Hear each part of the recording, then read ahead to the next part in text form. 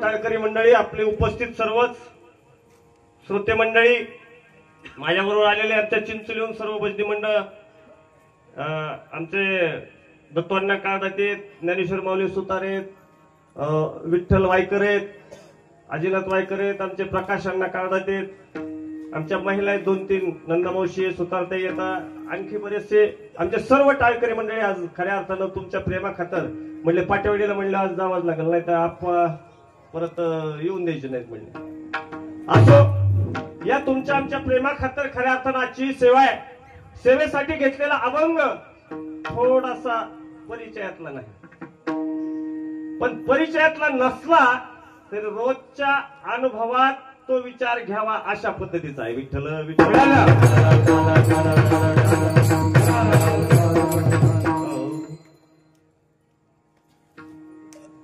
अभंग तुकाराम महाराजांचा आहे. अभंग 4 चरणाचा आहे.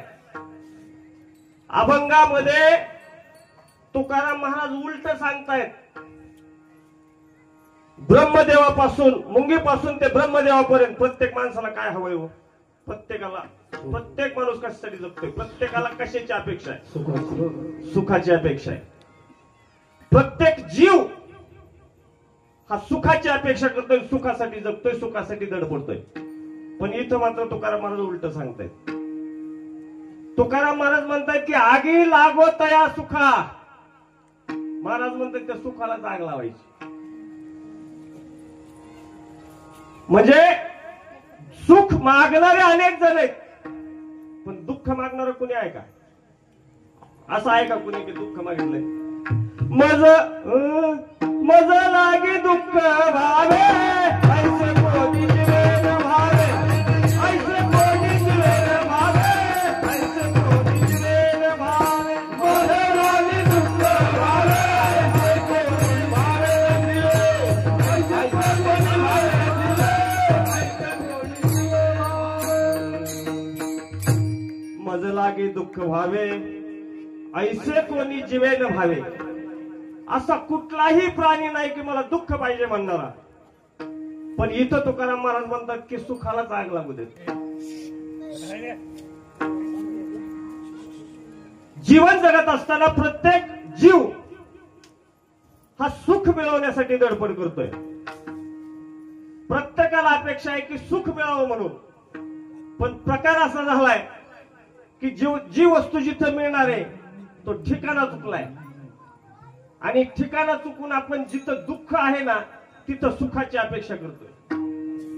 आता सुख कुठं मिळवतोय आपण? या भवसागरामध्ये, या संसार प्रपंचामध्ये आम्ही सुख शोधायला निघालोय.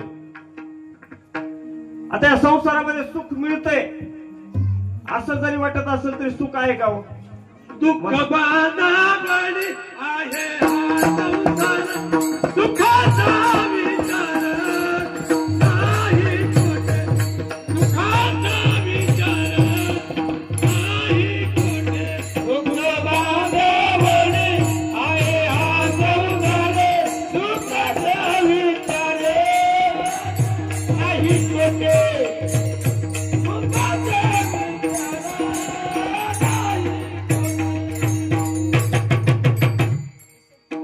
बांधवडी आहे हा संसार, सुखाचा विचार नाही कोठे. या संसारामध्ये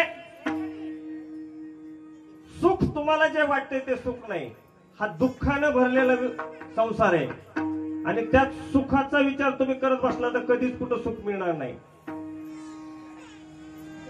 कारण संसार दुःख मूळ, संसार दुःख मूळ,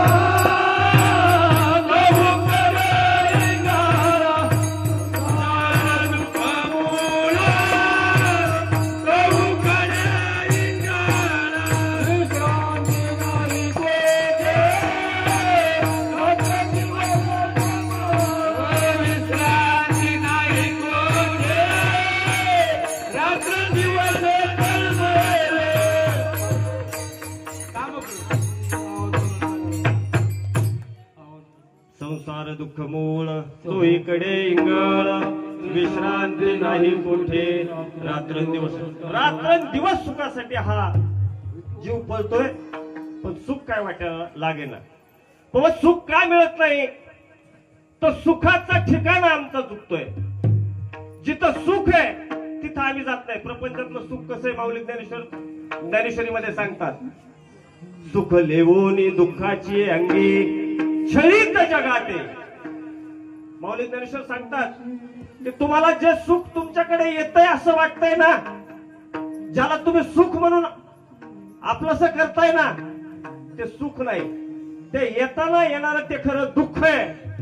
त्यानं फक्त काय केलंय, सुखाचा शर्ट घातलाय, वरून फक्त शर्ट सुखाचा घातलाय. आज चालणारं मात्र दुःख आहे. आणि आम्हाला मात्र भुरळ पडली, आम्हाला वाटतंय आमच्याकडे सुख चाललं. आणि मग ज्याला तुम्ही सुख मानताय ते प्रपंचातलं सुख कधीच नाही. कारण सुखाला सुख मिळवण्यासाठी फक्त 2 ठिकाणं सांगितली. सुख प्रपंचात कधीच मिळणार नाही. सुख झाल्याचं तुम्हाला फक्त असल्याचा भास होईल, पण त्या संसारामध्ये ज्याला तुम्ही सुख म्हणाल ते आत्मसात करण्याचा प्रयत्न कराल तिथं दुःख पदरात येईल. बघा तुम्ही, अनेक वेळेला आपले उदाहरण सांगतो आपण की एखादी नोकरी लागली, सुख आहे, फार पेढे बिडे वाटणार, सगळं करणार. पण आजकालची परिस्थिती आहे बघा, माहितीचा अधिकार अमक तमक. एखादा जर भ्रष्टाचारात सापडला, निलंबित होतो, आता काय दुःख. मग जर सुख असेल तर प्रपंचात सुख ज्याला म्हणतात ते सुख नाहीये. मुलगा झाला, पेढे वाटले, अगदी 5वी अगदी जोरात अशा पद्धतीनं 5वी वगैरे केली. कल्याणाप्पांना बोलवलं, तिथं भजन बिजन काय सगळं. पण 6-7 दिवस झाले ते बाळ थोडस आजारी पडलं, नेलं डॉक्टरांकडे. 5 दिवस सुखाचे पेढे वाटले, सगळ्या नातेवाईकांना कळवलं. आणि 5-6 दिवसांनी ते मुलगा छोटस बाळ आजारी पडलं, नेलं. डॉक्टरने सांगितलं ह्याला काय वेळ झालेली आणि काय वेळ पार पोटात उतरलेली आणि आता ह्याला काचेत ठेवावं लागल. आता दुःख का सुख?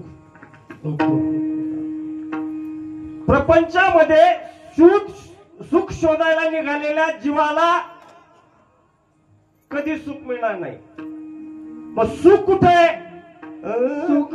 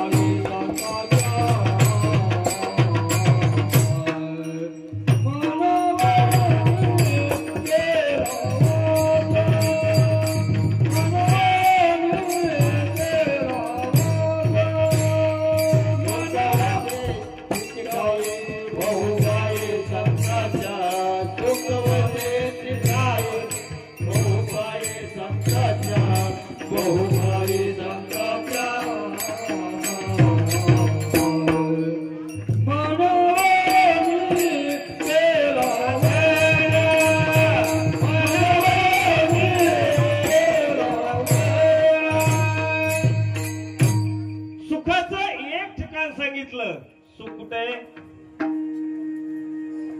सुख प्रमाण काय सांगितलं? सुख वसे एके ठाई बहुपायी संतांची या. सुखाचं एक ठिकाण सांगितलं की सुख कुठे मिळणार आहे? सुख सुख सुख पाहायला निघालेल्या या जीवाला सांगतात की सुख जर मिळवायचं असेल तर एक ठिकाण आहे, ते कुठलं? तर संतांच्या संगतीमध्ये गेलं, त्यांच्या पायाजवळ जर तुम्ही लीन झालात, त्यांनी दाखवलेल्या मार्गाने जर तुम्ही मार्गक्रमण केलं तर तुम्हाला सुख मिळू शकतं. अन्यथा या जीवाला प्रपंचात सुख मिळणार नाही. ठिकाण नंबर 1 सांगितलं की तुम्हाला सुख जर शोधायचं असेल तर ते संतांच्या पायाजवळ किंवा संतांच्या विचारांवर चालण्यामध्ये फक्त तुम्हाला सुख मिळणार आहे. आणि सुखाचं दुसरं एक ठिकाण सांगितलं की सुख कुठे मिळेल? सुख रूप ऐसा कोणी माझ्या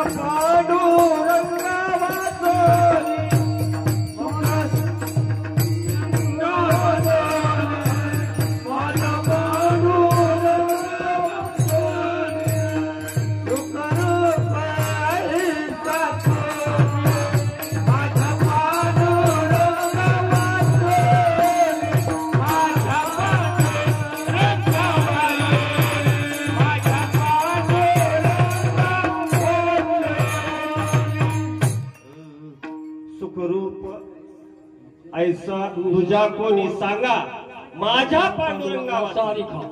हा, माझ्या पांडुरंगासारिखा. की जर सुखाचा शोध घ्यायचा असेल तर एक तर सुख संतांच्या पायाजवळ आहे. त्यांनी जो काही मार्ग आपल्याला घालून दिलाय त्या मार्गाप्रमाणे जर आपण मार्गक्रमण केलं तर एक सुख मिळू शकतं. आणि दुसरं सुखाचं हमखास सुख मिळणारं ठिकाण जे काय आहे ते ईश्वराचं सांगितलं, देवाचं सांगितलं. सुखरूप ऐसा तुझ्या कोणी सांगा माझ्या पांडुरंगासारिखा. म्हणजे पांडुरंगाच्या व्यतिरिक्त जिथं तुम्ही सुख शोधायला जाल तिथं सुख नाही. तुम्ही ज्याला सुख म्हणून स्वीकारायला ते दुःख वाटायला येणार आहे. सुखाचा ठिकाणा हा देव सोडून दुसरीकडे कुठंच नाही किंवा संत सोडून कुठंच नाही. सुखाचे ते नाम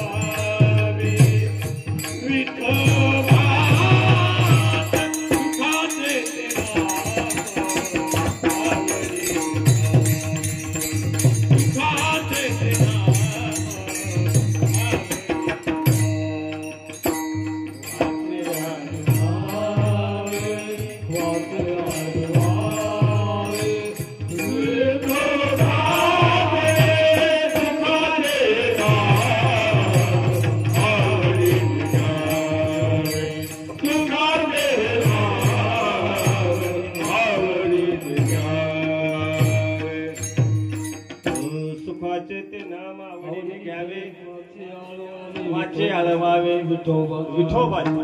म्हणजे जर सुख शोधायला निघालेल्या या जीवाला संत सांगतात की बाबा नो सुख दुसरीकडे तुम्हाला ज्याच्यात तुम्ही सुख शोधायला निघाला त्या प्रपंचात तुम्हाला सुख मिळणार नाही. रोज आम्ही सुख कुठे ते सांगतोय. सर्व सुखाचे आगर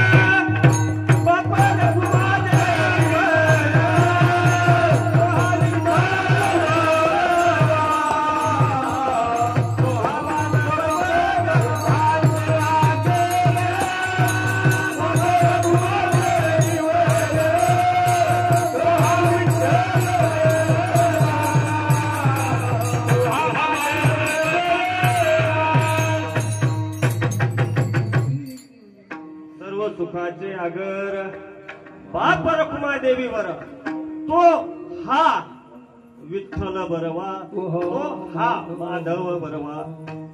आणि मग की जर सुख जर फक्त तिथंच असेल तर आम्हाला काय करावं लागेल? आम्हाला जिथं सुख आहे तिथं जावं लागेल. जी गोष्ट सुख देणार आहे तिला आपलंसं करावं लागेल ना. आम्ही काय झाले की जिथं दुःख आहे तिथंच सुखाचा शोध घ्यायला निघालो. आणि मग कसं सुख मिळेल? मग जिथं सुख आहे तिथं जर प्रयत्न केला की सुख मिळवण्याचा, संतांच्या विचारामध्ये आहे, त्यांच्या पायाजवळ सुख आहे, किंवा अखिल कोट ब्रह्मांड जगाचा पांडुरंग परमात्मा जगाच्या बापाकडे जर तुम्ही लीन झालात, तो आपला असं जर केला तर तुम्हाला सुख आहे. संत सांगतात आपुला तो एक देव करुणी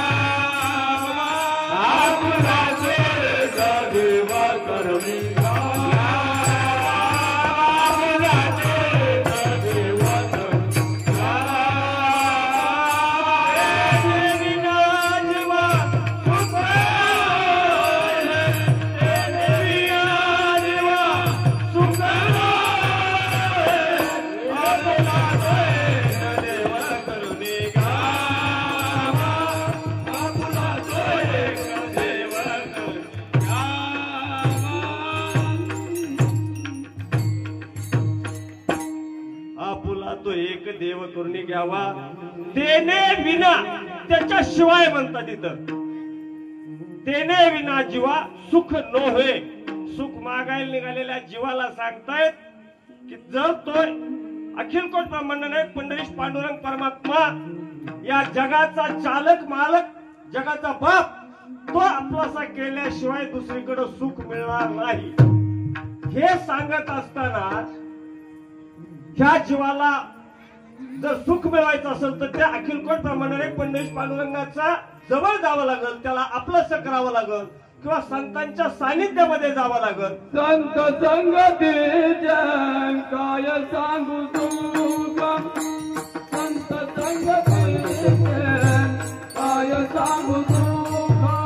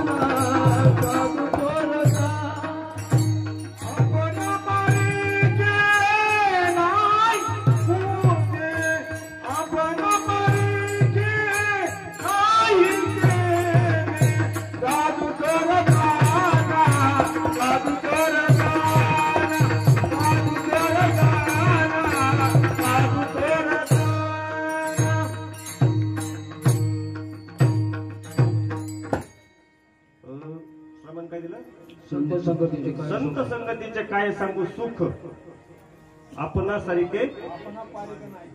आपणा पारिके नाही की त्या संतांच्या संगतीमध्ये गेल्यानंतर खऱ्या अर्थानं सुख हे या जीवाला मिळणार आहे किंवा तो जगाचा चालक पालक जर आपलासा झाला तर खऱ्या अर्थानं सुख मिळणार आहे. मग एकीकडे सुख मिळवायला निघालेल्या जीवाला अपेक्षा सुखाची आहे आणि सुख कुठं मिळणार आहे? संतांच्या पायाजवळ. आणि एक संत, जगाच्या जेवढी संत मंडळी ती जगद्गुरु म्हणून ज्यांना ओळखलं जातं ते जगद्गुरु तुकाराम महाराज मात्र सांगतात की आगी लागो तया सुखा, जेने हरी लय मुखा. इथं तुकाराम महाराज सांगतात की बाबांनो, सुख मिळवायला निघालेल्या एक अपेक्षा ठेवणारा वर्ग आहे आणि तुकाराम महाराज तर इथं सांगतात की सुखाला आग लागो. पण कोणत्या सुखाला? तर ज्याच्यामध्ये माझं देवाचं ऐक्य होणार नाही, माझ्यापासून देव दुरावला जाणार आहे किंवा ज्या सुखामध्ये मी देवालाच विसरणार आहे अशा पद्धतीचं जर सुख असेल तर तुकाराम महाराज काय करायचं? मला त्या सुखाचं करायचं काय? त्या सुखाला आग लागो. मला ते सुख कुठलं पाहिजे? तर ज्या सुखामध्ये सुद्धा मी त्या देवाच्या जवळ राहील, त्याच्या नामस्मरणामध्ये राहील, चिंतनामध्ये राहील, अशा पद्धतीचं सुख जर असेल तरच खऱ्या अर्थाने मला सुखाची गरज आहे. एक दृष्टांत घेऊयात. विठ्ठल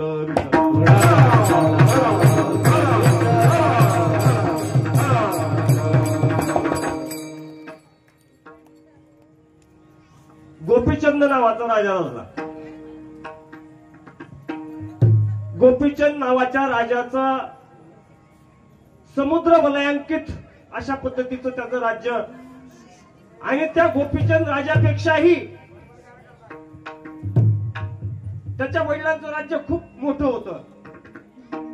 आई मैनावती, वडील वारलेले आणि गोपीचंद नावाच्या या राजाचं राजवैभव असं होतं.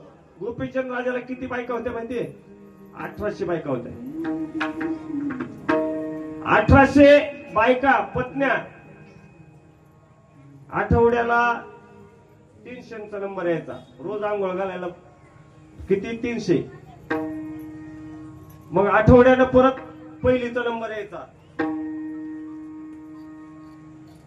अशा पद्धतीनं एवढ्या राजवैभवामध्ये त्या गोपीचंद राजाचं अगदी राज्य चालू होतं. सर्व काही गोष्टी मुबलक होत्या. अहो, नुसतं 300 बायका आंघोळीला असायच्या आणि आंघोळीला ते चंदन वगैरे अशा पद्धतीचं असायचं. बावनिया नावाचं चंदन होतं, चंदन आहे ते. चंदन असं आहे की जर उकळत्या तेलामध्ये त्याचा एक थेंब जर त्या चंदनाचा टाकला, थोडासा अंश पडला, तर उकळतं तेल ते गार होईल. अशा पद्धतीचं ते चंदन. आणि मग सगळं आंघोळ चालू होती. त्या 300 पत्न्या त्यांना आंघोळ घालत होत्या. आंघोळ घालत असताना आई मैनावती मात्र वरतून पाहत होती की या भोगामध्ये माझा मुलगा किती गुरफटून गेलाय. 1800 पत्न्या आहेत, हे राजवैभव आहे, हे सगळं काही आहे आणि याच्यातच तो गुरफटून गेलाय. पण खरं सार्थक ठरणार या जीवनामध्ये या आल्यानंतर हे जीवन सार्थक लागण्यासाठी ज्याची गरज आहे ते देवाचा आपलेपणा, त्या देवाचं नामस्मरण मात्र ह्याच्या मुखामध्ये कधीच नाही. हा गर्क झालाय 1800 पत्न्या, त्याचं हे राजवैभव याच्यामध्येच गर्क झालाय. काय जीवनाचं हित होणार आहे.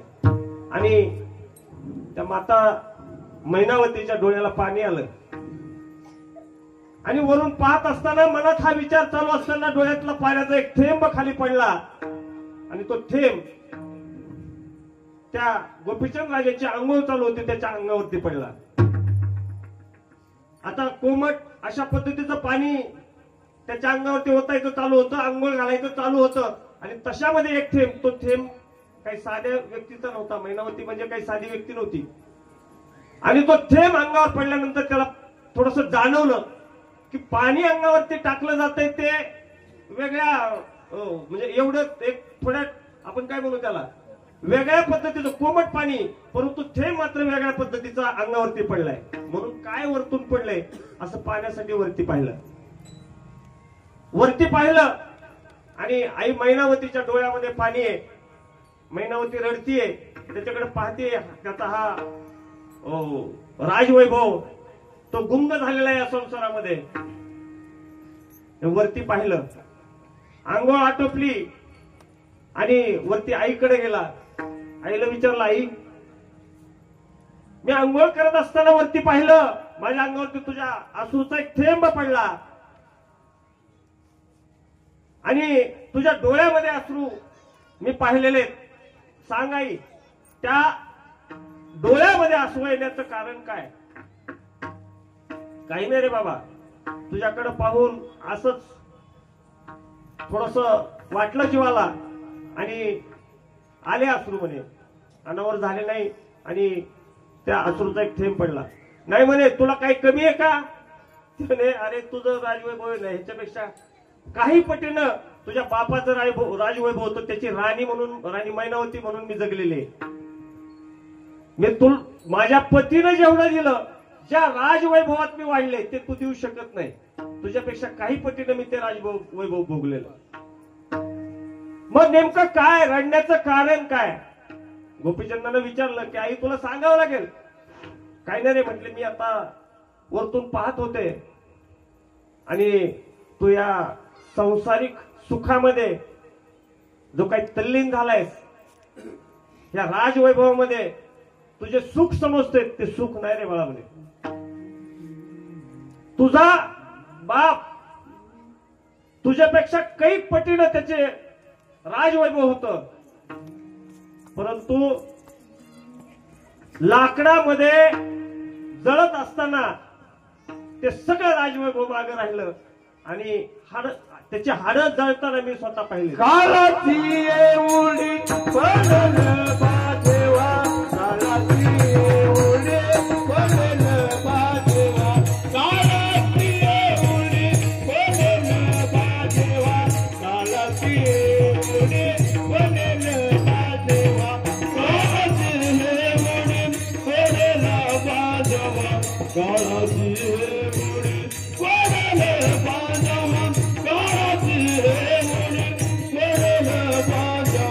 काळाची एवढी पडलं बाजेवा,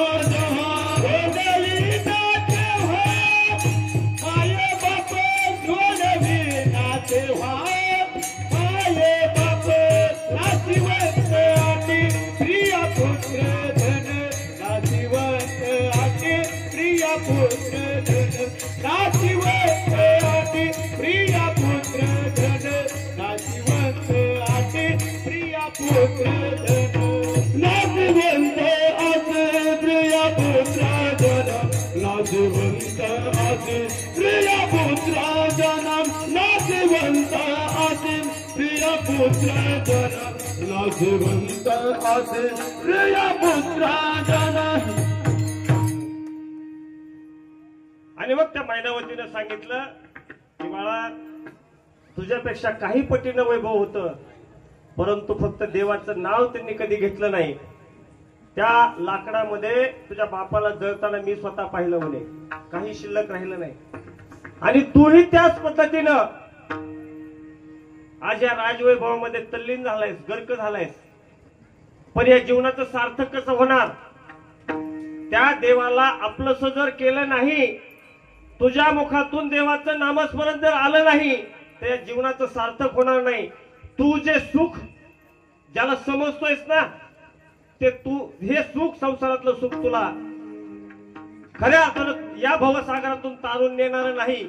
आणि म्हणून खऱ्या अर्थानं वाईट वाटलं, कारण हे सगळं सुख जे आहे ना, जर देव मिळणार नसेल, जीवनाचं सार्थक जर होणार नसेल, तर त्या सुखाला आगी लागो, आगी लागो, आगे लागत या तुका, आगे लागत या तुका, आगे लागत या तुका, आगे लागत या तुका,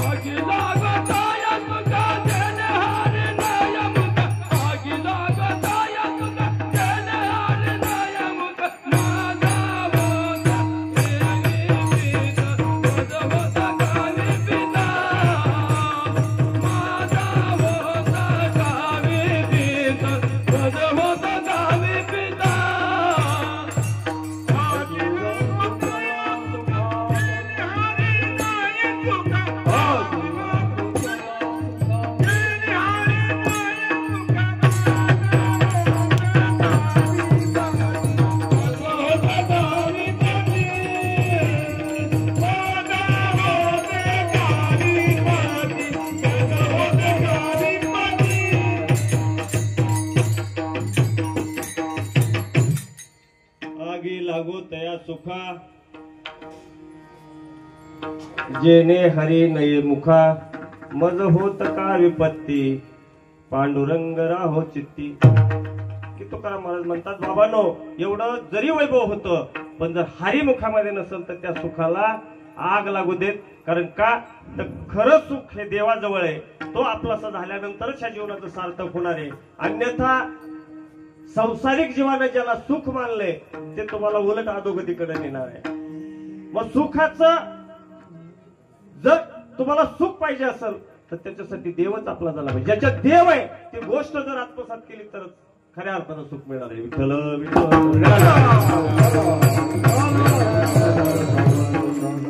रामायणामधला प्रसंग आहे. युद्ध झालं, रामाचा विजय झाला, रावणाचा वध झाला, विभीषणाला राजगादीवरती तिकडं बसवलं. राम पुन्हा अयोध्येला आले.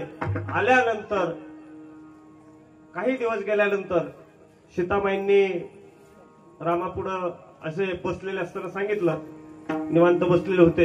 सीतामाईंनी सांगितलं रामप्रभूंना की या